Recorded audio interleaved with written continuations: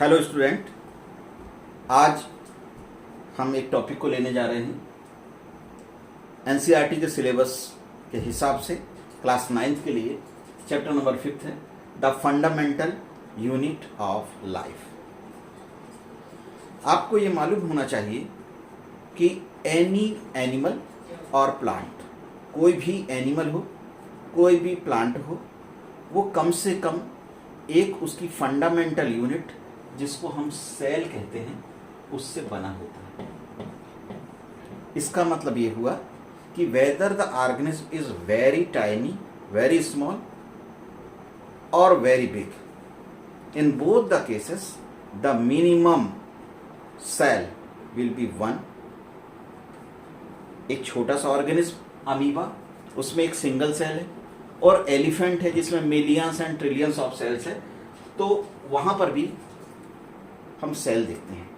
यानी sales are everywhere, चाहे plant हो चाहे एनिमल हो, वहां पर हमको ये चीज देखना ही पड़ेगा, ये चीज मिलती है। और सेल क्या है? Cell is the functional and structural unit of life. कैसे? एक एग्जांपल देख लें। ये एक एग्जांपल है अमीबा का। Amoeba is a protozoan animal, very tiny organism that can be seen with microscope only। इतना छोटा है, खाली आंख से दिखाई नहीं दे सकता, माइक्रोस्कोप से देख रहे हैं। अब ये जो इसमें भी आप क्या देख रहे हैं कि कम से कम एक सेल तो है ही, और all the vital activities completes within one cell. सारी जीवन की प्रक्रियाएं एक ही सेल में कंप्लीट हो रही है। सपोज यदि इसको कुछ फूड मटेरियल को इनगल्फ करना है, मान लो ये फूड पार्टिकल है, तो ये फूड पार्टिकल भी इसकी जो जनरल बॉडी सरफेस है उसके द्वारा ले लिया जाएगा। कैसा होएगा? Finger like projections. ये जो आप देख रहे हैं, जो फिंगर लाइक उंगली के समान जो प्रोसेस निकलते हैं, वो प्रोसेस यहाँ पर बढ़ रहे हैं। फूड पार्टिकल अंदर जा रहा है, बाद में आप देखते हैं कि ये दोनों हिस्से मिल जाते हैं और अंदर एक वैक्यूल फॉर्म हो जाती है, उसको अंदर ले लिया गया है, फूड अंदर पहुंच गई। एक सिंपल सा एग्जांपल बताया हूं, यदि एयर लेना है, ऑक्सीजन लेना है, तो डिफ्यूजन के द्वारा बाहर से ले ली जाती। मेरा कहने का मतलब है कि सेल जो है एक structural and functional unit of the organism है। बात क्लियर हुई? अब हम देखते हैं थोड़ा सा इसकी हिस्ट्री के बारे में बात करें। That was the introductory point. अभी हमने जो बात किए थे वो था इंट्रोडक्शन, ठीक है। अब हम बात करते हैं हिस्ट्री।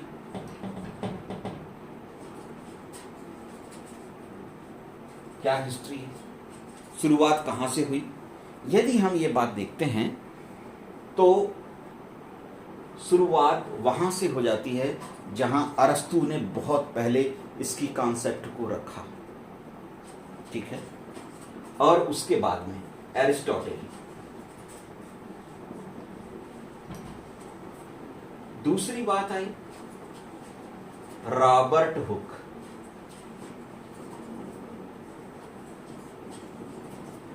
सिक्सटीन 1665 में रॉबर्ट हुक ने एक एक्सपेरिमेंट किया। उन्होंने कौन सा एक्सपेरिमेंट है, यहां ध्यान दें, कॉर्क। कॉर्क क्या है? जो प्लांट की बार्क या छाल है उसका एक प्रोडक्ट है कॉर्क। इस कॉर्क को उसने प्रिमिटिव माइक्रोस्कोप की मदद से देखा। प्रिमिटिव माइक्रोस्कोप जो प्राथमिक तौर पर उस समय उतने ज़्यादा डेवलप नहीं थे, उन माइक्रोस्कोप की मदद से देखा तो उनको उनमें कुछ चेम्बर्स दिखाई दिए। कैसे चेम्बर्स दिखाई दिए? कुछ इस तरीके के चेम्बर्स दिखाई दिए, ठीक है। इस तरीके के कुछ चेम्बर्स दिखाई दिए जो हेक्सागोनल शेप में आपको दिखाई देते हैं। इस प्रकार से वो कुछ स्ट्रक्चर्स उनको वहां पर दिखाई दिए। ये और ये हेक्सागोनल जो स्ट्रक्चर दिखाई, इनको नाम दिया गया सेल, ठीक है। बाद में और प्रयोग किए गए हैं। तीसरी बात और देख रहे हैं सेल के बारे में। वो तो प्रिमिटिव कंडीशन थी, प्रिमिटिव माइक्रोस्कोप था जिसकी मदद से इसको देखा गया। बाद में यदि हम ल्यूवेनहॉक के नाम बात करते हैं, ल्यूवेनहॉक ने लगभग 400 से अधिक माइक्रोस्कोप का आविष्कार किया और उसके बाद इन्होंने भी अपना वर्क किया और रॉबर्ट हुक ने भी उन माइक्रोस्कोप का उपयोग करते हुए कुछ महत्वपूर्ण जानकारियां जुटाई। ल्यूवेनहॉक ने तो ये एक्सपेरिमेंट किया, छोटे छोटे माइक्रो ऑर्गेनिज्म को उन्होंने भी देखा, जैसे प्रोटोजोआ, बैक्टीरिया, इनको देखा और उनको एक पर्टिकुलर नाम दिया और उन पर्टिकुलर नाम को बोलते हैं एनिमल क्यूरी। मैं इसे मिटा रहा हूं और यहां पर देख रहे हैं आप, इनको उन्होंने नाम दिया हुआ है एनिमल क्यूरी। ठीक है, ये यहां पर हम देखते हैं। हिस्ट्री में एक बात और देखते हैं, 1831 में रॉबर्ट ब्राउन ने सेल के सेंटर में एक स्फेरिकल बॉडी को देखा और उसको नाम दिया न्यूक्लियस। इसी तरीके से एक वर्ड और आता है जिसको प्रोटोप्लाज्म बोल रहे हैं। प्रोटोप्लाज्म वर्ड जो दिया है वो पुरकिंजे ने दिए। Purkinje coined the term protoplasm. Protoplasm होता क्या है इसको हम आपको बाद में डिटेल में बताएंगे। अभी फिलहाल आप ये समझ लीजिए कि एक सेल जो होती है उस सेल में न्यूक्लियस है और न्यूक्लियस के अंदर भी फ्लूइड लाइक सब्सटेंस है, उसको न्यूक्लियोप्लाज्म बोला है, और बाहर जो होता है उसको हमने साइटोप्लाज्म बोला है ना। हालांकि इसका डिस्क्रिप्शन काफी डिटेल में है, लेकिन अभी आप फिलहाल समझ लीजिए है ना कि न्यूक्लियस का न्यूक्लियोप्लाज्म और साइटोप्लाज्म, सेल का जो साइटोप्लाज्म है न्यूक्लियस के बाहर, दोनों को मिलाकर हमने यहां पर जो टर्म यूज किया है वो प्रोटोप्लाज्म के लिए कर दिया है। सेल थ्योरी ये बहुत इंपॉर्टेंट है। That was proposed by Schleiden and Schwann. इस स्लीडन और स्वान के द्वारा ये थ्योरी प्रपोज की गई थी और इसमें ये बताया गया है कि all organisms are composed of cells. सभी जीवधारी जो होते हैं वो सेल्स से बने होते हैं, या कम से कम एक सेल तो होना ही है। और दूसरी बात ये बताया है कि जो सेल है बेसिक यूनिट ऑफ लाइफ है, फंडामेंटल यूनिट ऑफ लाइफ है, स्ट्रक्चरल यूनिट ऑफ लाइफ है। ये बात हो गई। इसके बाद ये जो हम यहां पर बताए हैं सेल थ्योरी, इस सेल थ्योरी को जिसको स्लीडन और स्वान ने बताया उसको एक्सपांड किया, उसका विस्तार किया वर्च्यू ने, VIRCHOW, वर्च्यू ने इसको एक्सपांड किया। और लास्ट में एक बात मैं आपको बता रहा हूं कि ये जो कंपाउंड माइक्रोस्कोप जिसके बारे में हम पढ़ रहे थे, इसकी अपनी एक क्षमता है, इसके मैग्निफिकेशन की अपनी एक कैपेसिटी है, लेकिन वर्तमान समय में हम इलेक्ट्रॉन माइक्रोस्कोप के द्वारा जब सेल की अल्ट्रा स्ट्रक्चर को देखते हैं तो वहां पर एक नाम आता है नॉल एंड रस्क का, KNOLL and rusk, RUSKA। A knoll और रस्क ने, और ये कब, 1933, यानी इलेक्ट्रॉन माइक्रोस्कोप जो है वो 1933 के करीब ये इन्वेंट हो गया था और इसके कारण सेल की अल्ट्रा स्ट्रक्चर को देखना हमारे लिए आसान हो गया। ये हमने diversity of cell, diversity of cell, cells की विविधता। क्या मैं हमेशा ये कहूं कि सेल ऐसी ही दिखती है जैसा आप सामान्य तौर पे समझते हैं? सामान्य तौर पे क्लास 8th में भी आपने ये पढ़ा, सेल ऐसी दिखती है, ऐसा आप और हम समझते हैं कि ठीक है, बाहर सेल मेम्ब्रेन है या जिसको प्लाज्मा मेम्ब्रेन बोल रहे हैं, ठीक, बीच में एक न्यूक्लियस होगा। आप और हम और सामान्य तौर पे हम सेल की स्ट्रक्चर देखते तो ऐसा ही बताते हैं। फिर यहां पर fluid like substance that will be filled here, यहां जो फ्लूइड लाइक सब्सटेंस भरा होगा हमने इसको बोल दिया साइटोप्लाज्म। सामान्य तौर पे हम ऐसा मानते हैं। तो क्या सेल ऐसे ही दिखती है? नहीं। यदि हम सेल के बारे में बात करते हैं तो हम इनको अलग अलग तरीके से डिफाइन कर सकते हैं। सबसे पहले बेस्ड ऑन शेप। शेप या आकार के हिसाब से बात करें, ठीक है, कैसा दिखता है? आपने देखा ये जिसमें बीच में न्यूक्लियस एनिमल सेल होगी। अब एनिमल सेल में भी आपको अलग अलग प्रकार से मिल रहा है। जैसे यदि मैं आपको बोलता हूं इस प्रकार की सेल, ये आप जानते होंगे, यदि नहीं जानते तो भी आप समझ लीजिए। ये क्या है? ये है नर्व सेल। ये नर्व सेल है और इसमें इसकी खासियत क्या है? ये ब्रांच्ड है, शाखित है और कुछ सेंटीमीटर तक लंबी भी हो सकती है। ये नर्व सेल। और देखें, अभी हम इसके बारे में बात कर रहे थे, थोड़ी देर पहले हमने चर्चा की थी। अमीबा का कोई क्लियर कट शेप नहीं है, लेकिन यदि मैं बात करूं WBCs के बारे में बात करूं, व्हाइट ब्लड सेल्स के बारे में बात करूं, इसके इरेगुलर शेप के बारे में बात करूं, ये इस तरीके की बात समझ में आती है। तो बेस्ड, ये आप यहां देख रहे हैं, इरेगुलर शेप हो गया, ये लॉन्ग फॉर्म में हो गई, ये इस तरीके से दिखाई देने लगे। और यदि प्लांट सेल को देखते हैं, प्लांट सेल को देखते हैं तो आप देख रहे हैं कि न्यूक्लियस एक तरफ हो जाता है। इसका कारण मैं आपको बाद में बताऊंगा। यदि हम इसको जानना ही चाहते हैं तो ये समझ लीजिए कि यहाँ पर अंदर फूड वैक्यूल होती है, लार्जर फूड वैक्यूल, खाली स्पेस है जिसमें फूड मटेरियल भरा हुआ है। Due to presence of this larger food vacuole, nucleus becomes oriented towards one side. तो न्यूक्लियस जो है एक साइड में हो गया और ये बाहर की हो गई सेल मेम्ब्रेन। लेकिन इसके बाहर भी आपको ये एक मेम्ब्रेन दिखाई दे रही है। इस मेम्ब्रेन को बोला है सेल वॉल, इसको सेल वॉल बोले। तो अंदर वाली क्या हुई? ये अंदर वाली जो है उसको बोले हैं सेल मेम्ब्रेन या प्लाज्मा मेम्ब्रेन। सेल मेम्ब्रेन या प्लाज्मा मेम्ब्रेन। इस तरीके से हम बेस्ड ऑन द शेप के बारे में बात करते हैं। चलिए अब बेस्ड ऑन साइज के बारे में बात करते हैं। सेकेंड बात आती है बेस्ड ऑन साइज। क्या ये मान लें कि एक छोटा सा ऑर्गेनिज्म है, एक टाइनी ऑर्गेनिज्म है, तो उसमें सेल्स का आकार बहुत छोटा होगा। एक एलिफेंट है, व्हेल है, तो उसमें सेल बहुत बड़ी होगी। ऐसा कुछ नहीं है। Whether the animal is very tiny और small or very big,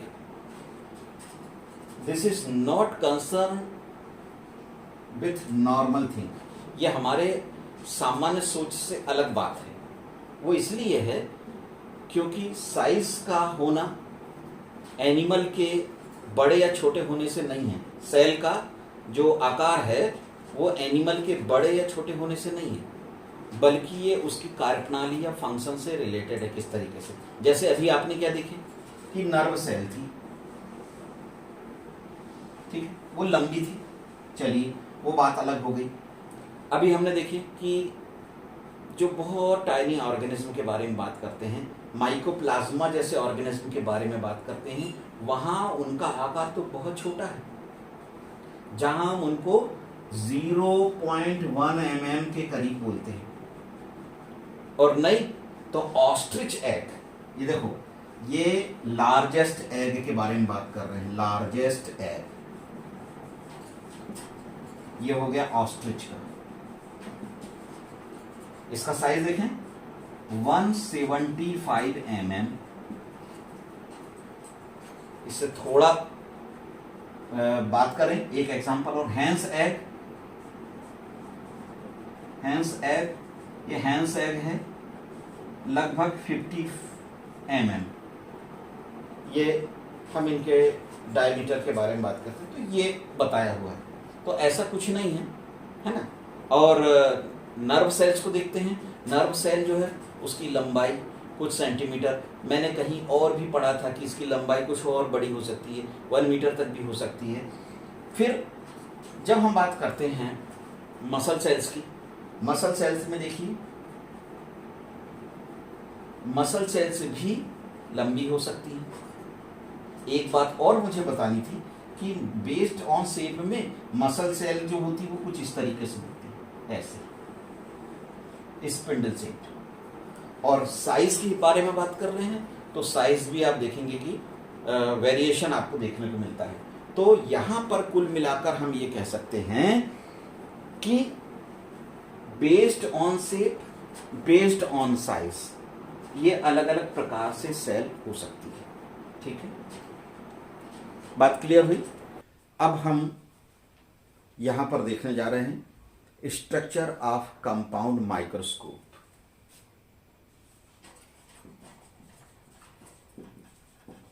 structure of compound microscope. ये एक रफ डायग्राम होगा लेकिन आपके समझने के लिए पर्याप्त है। कैसे, कौन कौन से भाग होते हैं और इसको कंपाउंड माइक्रोस्कोप क्यों कहते हैं। जहां पर एक सिंपल मैग्नीफाइंग ग्लास होता है, मैग्नीफाइंग लेंस होता है, वहां पर आप क्या देखते हैं, एक सिंपल एक सिंगल लेंस है। लेकिन और जब हम इससे तुलना करते हैं कंपाउंड माइक्रोस्कोप से, तो यहां मोर देन वन लेंसेस, एक से अधिक लेंस होते हैं। सबका एक समन्वित प्रयास होता है। सब समन्वित प्रयास का मतलब हुआ कि बहुत सारे लेंस से मिलकर आपको इफेक्ट मिलता है। ठीक है, इसकी अपनी एक कैपेसिटी होती है। जो स्टूडेंट माइक्रोस्कोप है, जो लेबोरेटरी में रहता है, जो सामान्य तौर पे उपयोग में लाया जाता है, वो किसी भी ऑब्जेक्ट को लगभग 2000 टाइम्स, लगभग 2000 गुना बड़ा करके दिखाता है। वहीं इलेक्ट्रॉन माइक्रोस्कोप इसको लगभग 2 लाख टाइम इनलार्ज करके, बड़ा करके, मैग्नीफाई करके दिखाता है। चलिए, तो होता क्या है, कैसा दिखता है, रफ तरीके से इसका एक डायग्राम देखते हैं, है ना। मैं कोशिश करता हूं कि आपको ये दिखा पाऊं। ठीक है,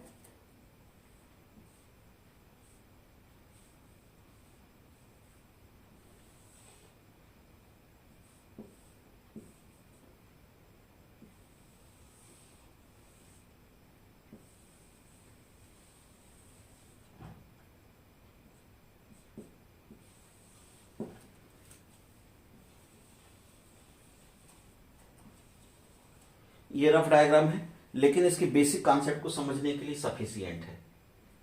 यहां देखिए, सबसे ऊपर की तरफ में आई पीस होता है,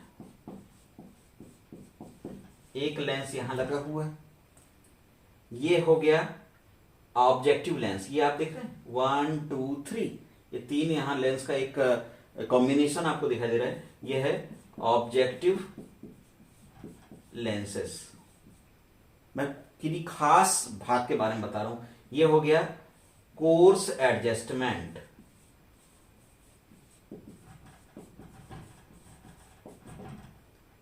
ये छोटी सी स्ट्रक्चर आप देख रहे हैं, छोटा सा नॉब लाइक स्ट्रक्चर दिखाई दे रही है, इसको बोलते हैं फाइन एडजस्टमेंट। ये आपका आर्म है जिसकी सहायता से हम माइक्रोस्कोप को पकड़ते हैं। ये हो गया इसका स्टेज। इस स्टेज में बीच में एक राउंड स्ट्रक्चर है, एक कटा हुआ हिस्सा है ना, और नीचे आप देखते हैं ये है मिरर। ठीक है, लाइट जो पड़ता है इस मिरर पर, वो लाइट कन्वर्ज होके यहां पर पड़ता है। मटेरियल जिसको हमको देखना होता है, जो स्लाइड हम रखते हैं, वो इस स्टेज पर रखते हैं। और इन लेंस से हम, लेंस की अलग अलग क्षमता है, अलग अलग कैपेसिटी, इसका उपयोग करते हैं, हम इसको घुमा कर सकते हैं। और एक कोर्स एडजस्टमेंट और फाइन एडजस्टमेंट की सहायता से हम ये जो सिस्टम है, इसकी जो लेंथ है ना, हम ऑब्जेक्ट से लेंस की जो डिस्टेंस है उसको कम ज्यादा कर सक रहे हैं, उसकी क्लियरिटी को बना रहे हैं फाइन एडजस्टमेंट और कोर्स एडजस्टमेंट की मदद से। ऐसा हम कर रहे हैं। तो इस तरीके से ये कंपाउंड माइक्रोस्कोप की सिंपल जानकारी हुई आपको। ठीक है, बाकी आप यहां पर देख रहे हैं, साथ में आपने देखा है, ये आपको यहां पर दिखाई भी दे रहा है कंपाउंड माइक्रोस्कोप का इस डायग्राम, उससे भी आप यहां पर हेल्प ले सकते हैं। अब आगे हम देखते हैं एक एक्टिविटी, एक टेम्परेरी स्टैंड स्लाइड बनानी है, temporary stand mount of onion peel. ये एक एक्टिविटी को हम यहां देख रहे हैं। To prepare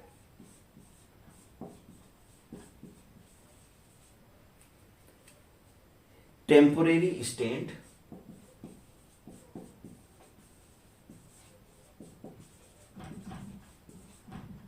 slide of onion peel. प्याज का जो छिलका है उसमें हम सेल्स का अरेंजमेंट देख रहे हैं। जो सेल्स वहां पर आपको दिखाई देती हैं रेक्टेंगुलर शेप में, वो हम उसको देख रहे हैं।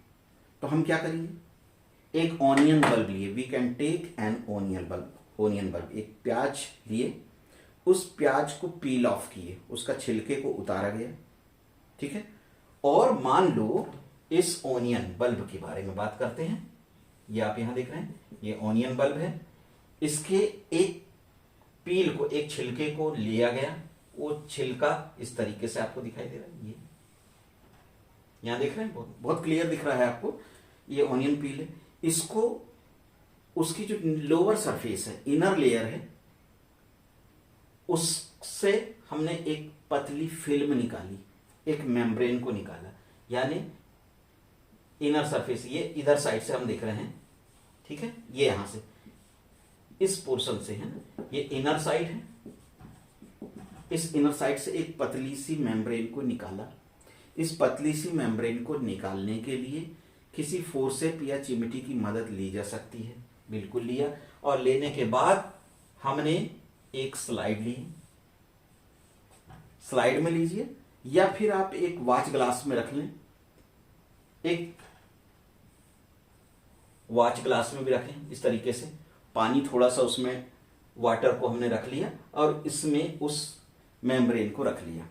और फिर जब जरूरत पड़ रही है, हमको ऑब्जर्वेशन की जरूरत पड़ रही है, किससे, उसी कंपाउंड माइक्रोस्कोप की सहायता से, जिससे हमको इसका ऑब्जर्वेशन लेना है। तो हमने उसको यहां पर 1 ड्रॉप ऑफ वाटर के साथ में इसको यूनिफॉर्मली फैला दिया, स्प्रेड कर दिया, ठीक है। और इसके बाद हम इसको स्टेन करते हैं। स्टेन करना का मतलब हो गया अभिरंजित करना। अभिरंजित करना या स्टेन करने का पर्पस क्या है, इससे क्लियरिटी हमको देखने को मिलती है। आप देखते हैं ब्लैक एंड व्हाइट टीवी और कलर टीवी, दोनों में क्या अंतर है, हम किस में देखना ज्यादा अच्छा समझते हैं, कलर्ड में। यदि मान लो कोई फेस है, चेहरा है, कोई स्ट्रक्चर है, कोई सीनरी है, जिसको बहुत क्लियर देखना है, तो क्लियर विजन आपको मिलेगा कलर्ड में। सवाल ये उठता है कि यहां पर भी हम उसको स्टेन कर रहे हैं, और इसके लिए हम करते हैं सैफ्रेनिन का यूज करते हैं।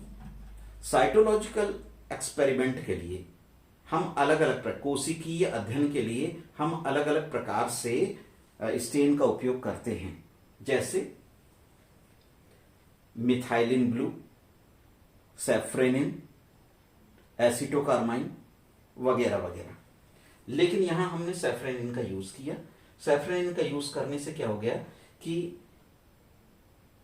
सेल्स जो हैं that was arranged in a particular pattern, है ना, जो एक पर्टिकुलर पैटर्न से जमी हुई थी, रेक्टेंगुलर शेप में जो सेल थी वो जमी हुई हैं, लेयर के रूप में जमी हुई दिखाई दे रही हैं, वो बहुत क्लियर दिखाई देती हैं, और उनका अरेंजमेंट कुछ इस तरीके से दिखाई देता है।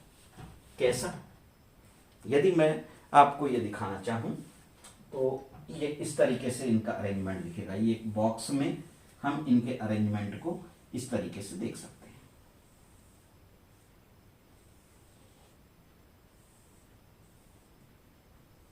कुछ इस प्रकार से इनका अरेंजमेंट हमको दिखाई देता है। और इसमें न्यूक्लियस तो मिलेगा ही भाई, एनिमल सेल में देखे थे, प्लांट सेल में भी न्यूक्लियस मिलेगा, पर न्यूक्लियस सेंटर में नहीं मिल रहा है, that will be oriented towards one side. Why this happens, ऐसा क्यों होता है, मैंने आपको रीजन बताया है ना। उसका रीजन ये है कि फूड वैक्यूल के कारण जो इसका न्यूक्लियस है वो ओरिएंटेड टूवर्ड्स वन साइड, एक तरफ हो जाता है। तो इस प्रकार की स्ट्रक्चर दिखाई, बहुत सारी सेल्स दिखाई दे रही है। तो हमको इससे पता क्या चला कि प्लांट सेल के बारे में देख लें।